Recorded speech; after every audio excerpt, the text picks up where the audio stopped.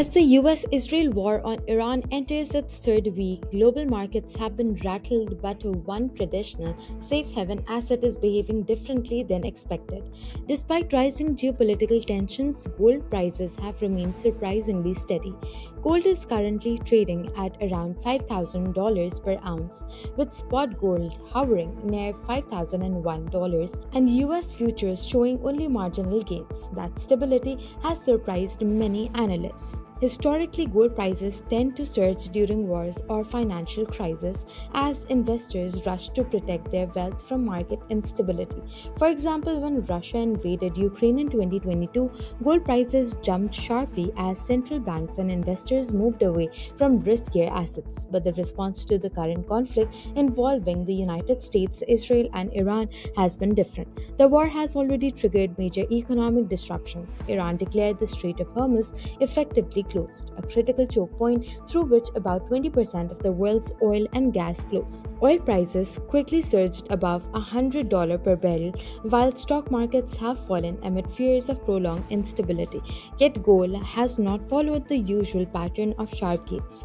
Analysts say several factors may explain why. One key reason is the strength of the US dollar. If the war drives higher inflation through rising energy prices, investors expect the US Federal Reserve could delay interest rate cuts or even raise rates. High interest rates make the dollar denominated assets more attractive, reducing the appeal of gold, which does not generate interest or dividends. Another reason is that gold had already rallied significantly earlier this year, meaning the market may have already priced in a lot of uncertainty. Some economists also say investors are not yet convinced the conflict will last long enough to trigger a full-scale heaven rush into gold.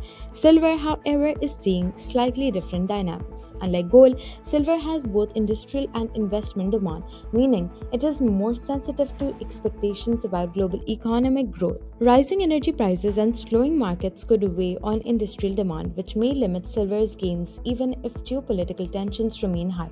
Experts say the trajectory of precious metals will largely depend on two key developments. First, US monetary policy, particularly whether the Federal Reserve keeps interest rates high or begins cutting them. And second, the duration and scale of the conflict in the Middle East. If the war expands or drags on, investors may eventually return to gold as a traditional safe haven, potentially pushing prices higher.